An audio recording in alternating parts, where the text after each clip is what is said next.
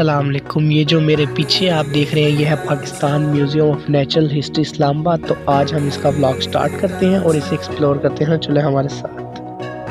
तो बाहर से ये म्यूज़ियम कुछ इस तरह का इसका स्ट्रक्चर डिज़ाइन किया गया है। आप अगर म्यूज़ियम की बाएं जानिब देखें लेफ़्ट साइड पर तो आपको एक छोटी सी विंडो नज़र आएगी जहाँ से टिकट वगैरह मिलते हैं। टिकट की प्राइसेस की बात की जाए तो मैं आपको दिखा भी देता हूँ। चिल्ड्रंस की 8 साल से नीचे तक फ्री।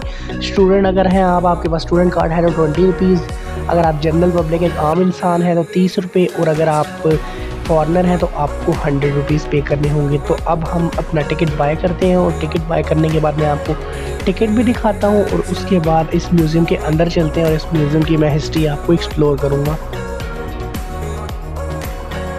और ये कुछ इस तरह की इसकी टिकट है जो कि मुझे 30 रुपीज़ की मिली, क्योंकि मैंने जनरल पब्लिक के तौर पे ली है तो इसलिए मुझे 30 रुपीज़ की। अगर आप स्टूडेंट हैं तो आपको स्टूडेंट वाली टिकट अलग है, वो ही मिलेगी। तो सबसे पहले आपको डिस्फिनिकेंट ट्यूनल से गुजरना होता है। इसका मतलब ये है क्योंकि आजकल कोरोना वायरस की वजह से कोविड-19 की वजह से यू लोग के आजकल प्राइवेसीज़ बहुत ज़्यादा कोरोना अब हो रहा है और इसलिए प्राइवेसीज़ को देखते हुए अब आपको इसके नीचे से गुजारा जाता है ताकि आपको ये पूरा स्प्रे करे यानी सैनिटाइज़ करे। उसके बाद अगर आप आगे आए तो सबसे पहले आपको ये मेरे सामने एक बहुत प्यारा एक स्ट्रक्चर बना हुआ है, स्टैचू बना हुआ है। ये एक डायनासोर का बना हुआ है जो काफ़ी खूबसूरत नज़र आ रहा है। ये नज़र आता है और आपको बताता चलूँ कि शक्करपड़िया परेड ग्राउंड के एवेन्यू में ये वाक़या है नेचुरल म्यूज़ियम। और उसके बाद अगर देखा जाए ये म्यूज़ियम 1976 में बना और आज इस म्यूज़ियम को 45 साल हो गया। आज इस म्यूज़ियम में मैं आपको ये दिखाऊंगा कि इसमें एक हिरोशिमा का पत्थर जिसमें बुत बना हुआ है, इंसान गारों में किस तरह ज़िंदगी गुजारते हैं, मछलियाँ किस तरह पानी के नीचे ज़िंदगी गुजारती है, इसी तरह जितने भी जानवर हैं, जंगली हवालात है, बेशक वो जंगली इंसान हो, बेशक वो समुंदर के नीचे रहने वाली मछलियाँ हो, वो किस तरह अपनी ज़िंदगी गुजारती है। तो चले आज का व्लॉग शुरू करते हैं और आज इसको मैं सारा एक्सप्लोर करता हूँ। तो चले हमारे साथ। तो यहाँ से अब ये म्यूज़ियम स्टार्ट हो रहा है जिसपे के बाहर आप देख सकते हैं लिखा हुआ है म्यूज़ियम गैलरीज रिसेप्शन। यहाँ से ये म्यूज़ियम की मेन एंट्रेंस है जहाँ से अब म्यूज़ियम की चीज़ें स्टार्ट होगी। सबसे पहले आप अंदर आए तो आप जो बाएं जानिब देखेंगे एक सूवेनियर शॉप है जहाँ से अगर कोई चीज़ आपको पसंद आए तो आप ले सकते हैं। वेरी कंफर्टेबल इसकी प्राइसेस है इसकी, और जिसमें देखेंगे आपको तितलियाँ वगैरह और ये फूल वगैरह नज़र आएंगी। तो चलिए हमारे साथ आगे। तो सूवेनियर शॉप देखने के बाद आपको ये लाल रंग की कुछ मशीनें नज़र आ रही हैं। इन मशीनों का मकसद ये है कि टूरिस्ट को यहाँ से पूरे इस बिल्डिंग का मैप्स वगैरह रास्ते वगैरह भी मिल सकते हैं ईज़िली, और इस जगह में क्या क्या है वो भी आपको टूरिस्ट को ईज़िली पता चल सकता है। अब मैं आपको एक पत्थर दिखा रहा हूँ। ये वो पत्थर है जब अमेरिका ने जापान पर एटमी मिसाइल के ज़रिए हमला किया तो ये हिरोशिमा शहर में एक पत्थर था जिसकी वो लोग पूजा करते थे, ये बच गया। और अगर आप इस पत्थर की हिस्ट्री कंप्लीट पढ़ना चाहें तो ये नीचे आप मेरे मिड में सामने देख सकते हैं। ये इंग्लिश में भी इसकी हिस्ट्री मौजूद है और अगर आप उर्दू में देखना चाहें तो ये उर्दू में भी मौजूद है। और जो कि जापानीज़ लाइक के ख्वाहिशमंद है वो जापानीज़ लैंग्वेज में भी इसे देख सकते हैं। और ये जो पत्थर है ये वफाकी वज़ीर बर साइंस एंड टेक्नोलॉजी की ज़ेर क़यादत यहाँ आया गया। और चलें अब आगे व्लॉग लेके चलते हैं। क्योंकि अब आपने हिरोशिमा का पत्थर देखा, अब मैं आपको इसके बेसमेंट में लेके जा रहा हूँ। बेसमेंट में लेके जाने के से सबसे पहले ही दिल दहलाने वाली चीज़ आपको नज़र आती है क्रोकोडाइल। जी, इसे कहते हैं मगरमच्छ। ये कराची पहले म्यूज़ियम में था और अब इस्लामाबाद में शिफ्ट कराया गया है। इस क्रोकोडाइल का साइज़ जो आप देख रहे हैं वो 6 फुट 4 इंच है, काफ़ी लंबा साइज़ है। ये कोई डब्बी या स्टैचू नहीं होते, ये ओरिजिनल ही क्रोकोडाइल होते हैं। जब ये अपनी मुर्दा हालत में हो जाते हैं तो इन्हें कुछ केमिकल्स लगाए जाते हैं ताकि इनकी बॉडी जो है वो ख़राब ना हो। आप देख सकते हैं इसका साइज़, इसकी पूंछ और ये कितना मतलब कि वज़न में कितना ज़्यादा है। और इसका अगर वज़न की बात की जाए तो ये 92 kg का है इस टाइम। बट अब मैं आपको दिखाऊंगा, क्योंकि आपने मगरमच्छ देखा, अब मैं आपको जंगल में रहने वाले जानवरों की ज़िंदगी दिखाऊंगा कि वो किस तरह रहते हैं। और उसके बाद अब नेक्स्ट में मैं आपको इंसानी गारों में रहने वाली ज़िंदगी दिखाऊंगा। तो क्रोकोडाइल देखने के बाद अब आप ज़ेब्रा देखिए, क्योंकि ज़ेब्रे को भी शीशे के टैमर में बंद किया गया है। और टैमर में बंद करने का मकसद भी यही है ताकि कोई इसको हाथ ना लगाए, क्योंकि इस पे इसकी बॉडी पे जो है केमिकल्स लगाए जाते हैं जो कि इंसानी बॉडी के लिए ठीक नहीं है। तो उसके बाद अब आप आगे देखें, ये है वाइल्ड मशरूम्स, जो कि देखें बहुत खूबसूरती से डिज़ाइन किया गया है और ये एक जंगल नमा है और उसके साथ नीचे आपको डिफरेंट कलर्स के डिफरेंट मशरूम्स नज़र आ रहे हैं। ये तो देखिए इस म्यूज़ियम की ख़ास बात यह है, ये जंगलात के साथ साथ इंसानी ज़िंदगी से रिलेटेड, समुंदर के नीचे आबी ज़िंदगी से रिलेटेड हर सकाफ़त, हर आपको चीज़ ये जो है आपको एक्सप्लोर कर रहा है। तो आप इस म्यूज़ियम को ज़रूर विज़िट करें। तो ये तो था जो आप अब देख रहे हैं वाइल्ड मशरूम्स। अब मैं आगे आपको केव्स की तरफ लेके जाता हूँ जहाँ इंसानी ज़िंदगियाँ किस तरह गुजरती हैं। तो चलें हमारे साथ। और अब आप देखें केव लाइव, गारों में ज़िंदगी कैसे गुजरती है। ये आप देख सकते हैं कि एक सामने मैंने कैप्चर कर लिया कि एक इंसान नमा जो गारों में रहने वाले इंसान होते हैं वो खड़ा है और उसके हाथ में एक लैंप नमा स्टिक है जो लैंप का काम आजकल के दौर में करती है, जिससे रोशनी के लिए वो मदद ले रहा है। तो इस तरह ये ज़िंदगियाँ गारों में गुजरती थी, जो कि इस म्यूज़ियम ने इस चीज़ को भी हर इंसान के आगे शो करवाया।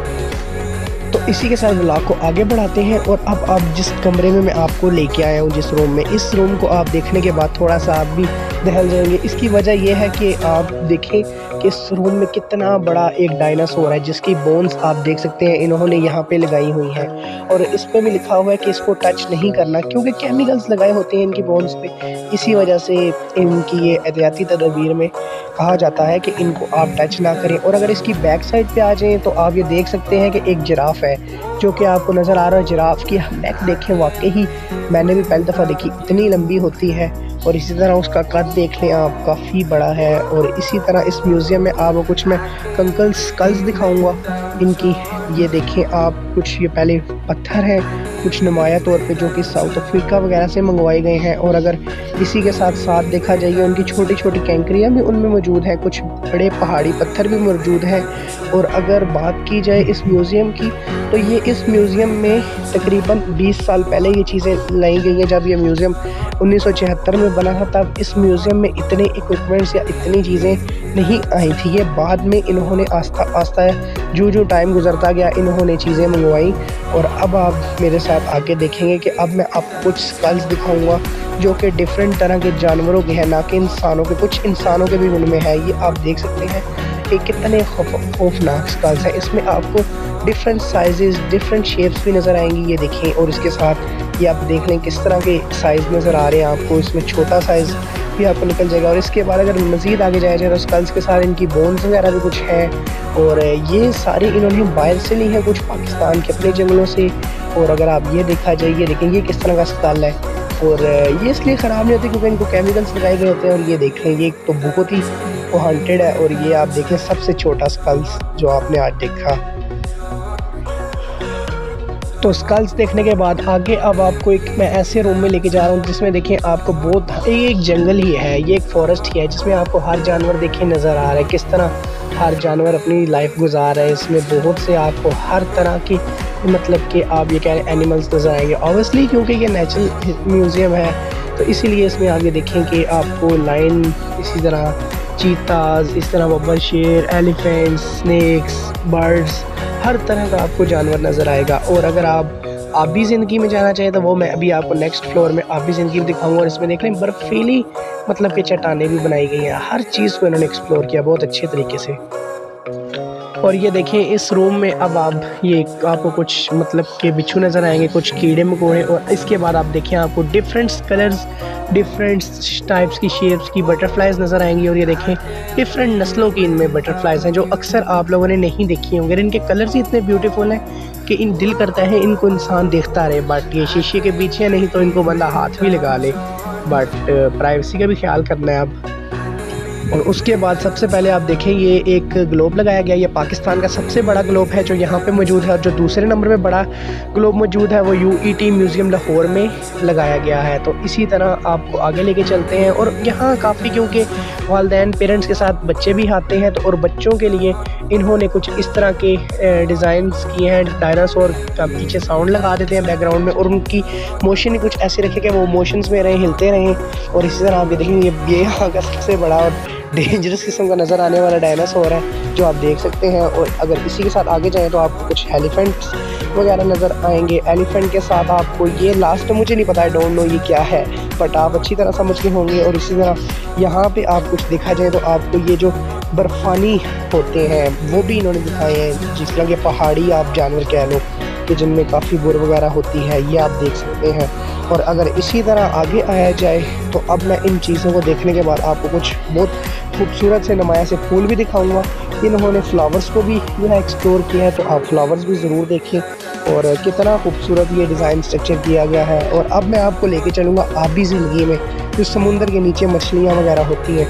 तो ये देखें आप, इस तरह कुछ इन्होंने स्ट्रक्चर डिज़ाइन किया हुआ है। और अंदर आते सार सबसे पहले देखें तो हमें एक बहुत बड़ी फ़िश नज़र आएगी। और अगर फ़िश के साथ ये चीज़ें देखी जाए तो ये कुछ इक्विपमेंट्स हैं जो कि इसी तरह टिम्बर, शीशे के टिम्बर में बंद है। और अगर उसके साथ देखा जाए तो ये देखें ये कितनी बड़ी फ़िश है, ये इसका साइज़ आप देख सकते हैं। और इसी के साथ ये फ़िश के फूड्स में आई डोंट नो ये टमाटो केचप क्या कर रहा है, बट इन्होंने क्यों लगाया इसकी हिस्ट्री ना मैंने पूछी और ना मुझे इतना इंटरेस्ट था। बट आपको अगर पता हो तो आप ज़रूर बताइएगा कि स्टीमर बॉक्स में टमाटो केचप का क्या काम है। और इसी तरह पिक्चर्स अब मैं आपको दिखाऊंगा यहाँ पे जो मौजूद हैं कि किस तरह की मछलियाँ पाई जाती हैं। ये देखें कितनी ज़्यादा ये तादाद में। तो इसी तरह मैं अब आपको एक और रूम में लेके आया हूँ जिसमें आप देख सकते हैं एक इन्होंने पुरानी पहाड़ियों की तरह एक सिलसिला बनाया गया, जिस तरह पहाड़ों के साथ ये बनी हुई होती हैं, इस तरह पहाड़ियों की तरह बनाया गया। और इसके दरमियान में मिड में देखा जाए तो देखें कितना बड़ा डायनासोर का एक अंकल है, उसमें बोन्स उसकी दिखाई गई हैं और साथ उसके फेस का स्कल वगैरह। मतलब इस म्यूज़ियम में बहुत सी चीज़ें ऐसी हैं देखने को जो आपने पहले कभी नहीं देखी होंगी। मैं तो आपसे यही रिक्वेस्ट करूँगा कि आप इसको ज़रूर विज़िट करें। और इसी तरह ये इन्होंने कुछ पिक्चर्स वगैरह लगाई हैं। ये पाकिस्तान में वो पिक्चर्स हैं जो ज़्यादातर तक पौधे पाए जाते हैं, ये जो जंगलात में दरख्त होते हैं। और इसी तरह ये आप ऊपर देख सकते हैं इन्होंने बनाए भी हैं, ये इस तरह के होते हैं, आप देख सकते हैं कितनी खूबसूरती से डिज़ाइन किया सब। ठीक है, साथ साथ मैं अब आपको लास्ट में एक ये डेजर्ट दिखाऊंगा कि सैंड का देखो इन्होंने किस तरह का कितना अच्छा डेजर्ट डिज़ाइन किया है। और डेजर्ट के साथ इसी तरह मतलब आप देखे जाएं तो ये एक तरफ में ये जंगली जानवर वगैरह जिसमें छोटे बकरियां, भेड़ वगैरह हैं। तो ये कहूँगा जिस तरह ये आप देख लें, ये मेरे पीछे म्यूज़ियम इतना खूबसूरत म्यूज़ियम है। और ये जो देखेंगे टिकट है, इस टिकट के बदले में ये जो मेरे पीछे आप म्यूज़ियम देख रहे हैं ये कुछ भी नहीं है। ये जो पीछे सारा म्यूज़ियम है ये मेरे ख्याल से बहुत ही आपको मतलब कि इंटरटेन कर सकता है अगर आप इसको विज़िट करें। तो ये अब आपने मेरे पीछे जितना भी म्यूज़ियम था सारा देखा, मैंने आपको दिखाया। अगर आपको ये व्लॉग अच्छा लगे तो लाइक, सब्सक्राइब और शेयर ज़रूर कीजिएगा। तब तक के लिए मुझे दें इजाज़त, अल्लाह हाफिज़।